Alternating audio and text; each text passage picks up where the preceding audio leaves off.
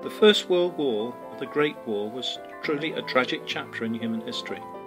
Its roots were complex, its reach was global, its methods were extreme, its machinery was revolutionary, and its cost to humanity was massive, its effects on the world everlasting. Millions lost their lives, and within this painful period of loss and grief, there were many stories of triumphs and adventure. Such is a story from 1917, set in the most unsuspecting of places on earth, an unseen tropical Eden in the Indian Ocean, the Maldives.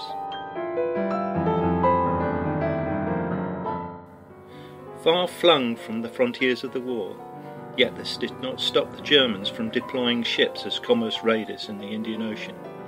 In return, the British and the Allied forces sent their battleships to hunt for these German raider ships. Our story begins with a young British lad by the name of Duncan Smith. Born in England on the 21st of October 1894, he was in his mid-teens when the family moved to California. On the outbreak of war, Smith, like many others, was inspired by the call of duty. He chose to be a pilot for the Royal Navy and was interviewed and examined at Esquimalt, the Pacific coast base of the Royal Canadian Navy. Accepted as an RNAS candidate on the 2nd of July 1915, he quickly returned to California, signed up at the Christopherson Flying School in Ocean Beach, San Francisco. Smith commenced training on the 14th of July, and by the 18th of September the same year, he was in Ottawa, sworn in as probationary flight sub-lieutenant of the Royal Naval Air Services, with seniority. He sailed for England by the month's end, and was soon posted to the East Indies and Egypt Seaplane Squadron at Port Said, Egypt. He arrived in June 1916. At this time the squadron comprised of 4 seaplane carriers, HMSs Ben McCree, Empress, Anne and Raven II, where Guy was soon put to work. During July and early August he was aboard Raven II, flying a short 184 on bombing and reconnaissance missions.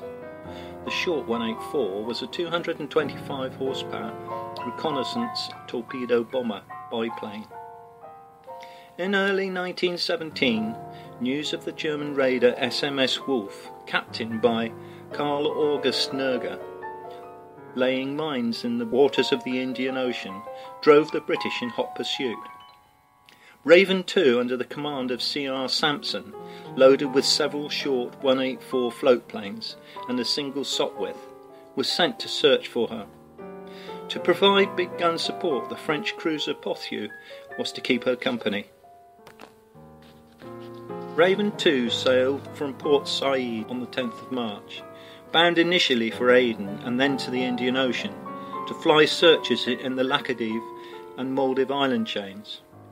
It was said that most flyers found this to be a most exhilarating experience, as you could see for miles when in the air, while below you saw the bottom of the sea, and hundreds of islands of all shapes and sizes, some above water, others being made beneath the sea, some day to rise above the waves.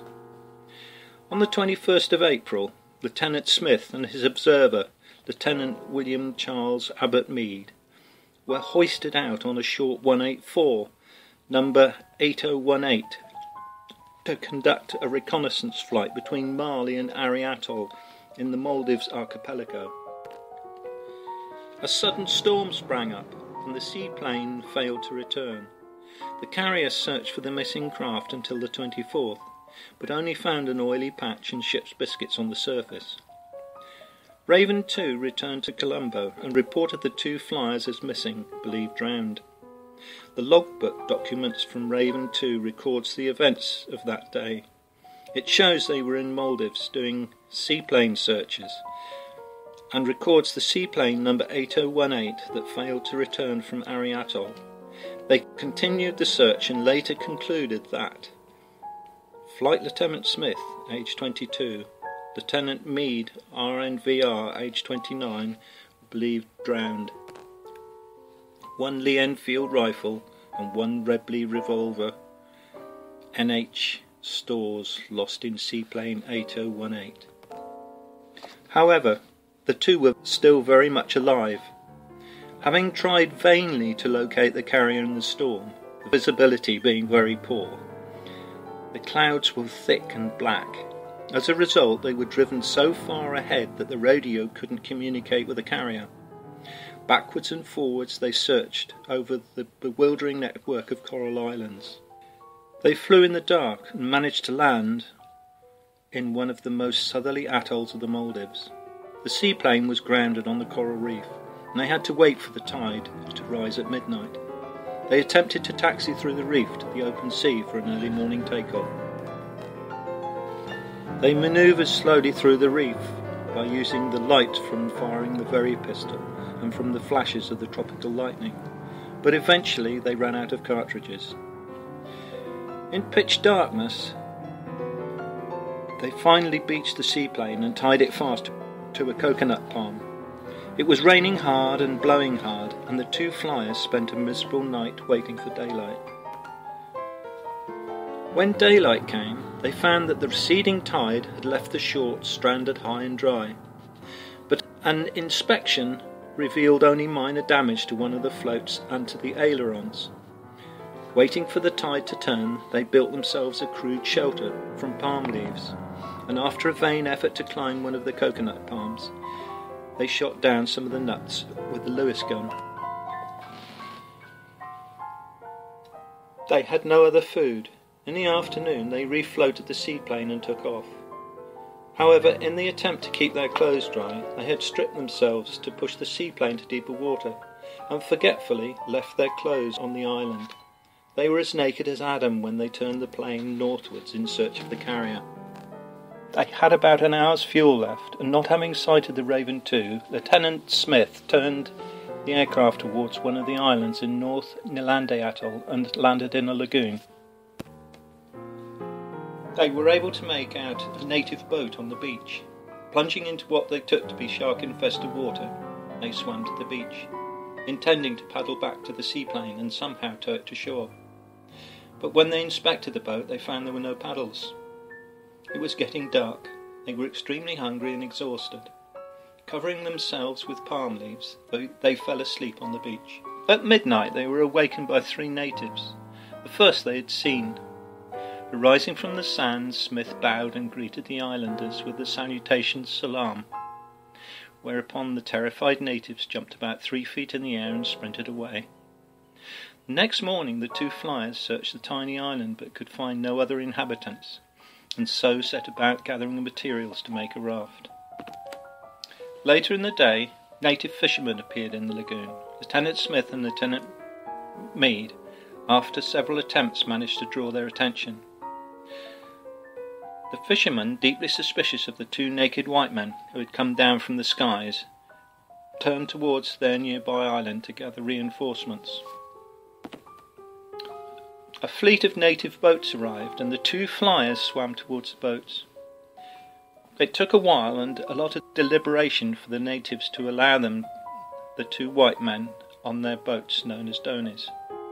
The two flyers, after much trouble, persuaded the natives to help them tow the seaplane to the island, where the village was called Fearley. 11 donis were used to tow the seaplane to the island.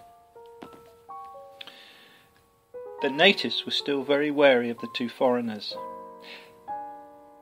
They treated them well, giving them food and drink. Each of them were given a mundu to wear, a garment around the waist, but were kept inside a hut in condition of house arrest with other unmarried native men. The two flyers passed their time by an interchange of songs and dance with their fellow occupants, who were gradually losing their fear of the two strangers. The jolly natives offered chewing areca nuts and betel leaf, which Smith and Meade found to have a rather unpleasant taste and made their mouths pink. By the time the chief of the island found a donny heading to the capital Mali, the flyers had almost taught the natives to sing the song, "Hello, hello, who's your lady friend?" Hello, hello, who's your lady friend? Who's the little girlie by your side? Even though the natives were extremely isolated, they were fast learners. In Mali they were taken to the palace of the Sultan, known as Lord of the 12,000 Islands, Sultan Muhammad Shamsuddin Iskander III. The Sultan was far less naive than their rescuers. He entertained them royally and garbed them in the uniform of his personal bodyguard. In 1887, the Maldives had signed a protection agreement with the British, and the ruling sultans had functional relations with the British, based in Colombo, Ceylon. The two flyers enjoyed their royal stay in the palace until a ship was ready to take them to Colombo, where they rejoined the Raven II on May the 6th. They arrived at Colombo on Sunday noon in Adoni from Mali, dressed in the gorgeous red uniforms of the Sultan's Guard. They both had short beards, and as they walked up the gangway of the Raven and saluted at the top, nobody recognised them. And they nearly got to their cabins before somebody finally did. And then they did have some reception. Commander Sampson was awfully pleased. They had given up all hope of finding them alive. The two were stricken from the missing list, and the carrier returned to the Maldives to pick up the seaplane that had been left in Mali. The seaplane was safely sheltered in a hut especially built by the orders of the Sultan. Taken aboard the carrier were gifts by the friendly Sultan: 2 goats, a young bull, 2 turtles, and many other gifts.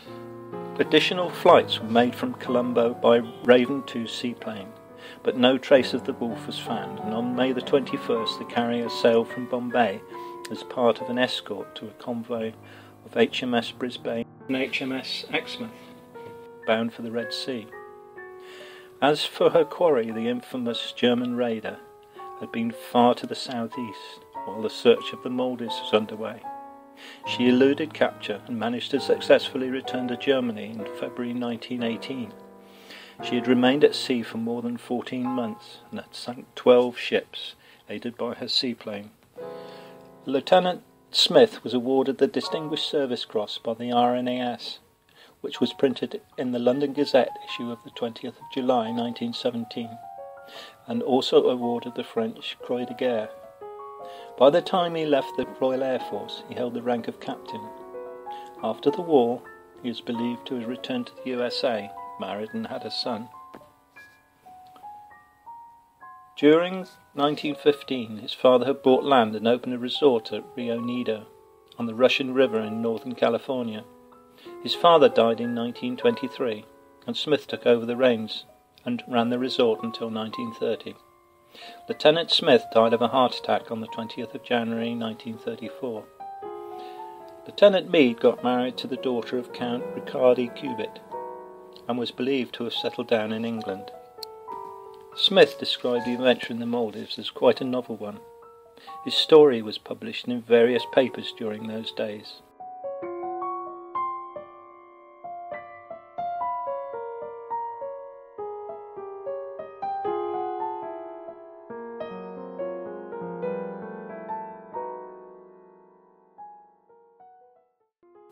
Rudyard Kipling, the famous author of The Jungle Book, wrote a short story using the flyer's adventure as a basis for his story, A Flight of Fact, in 1918.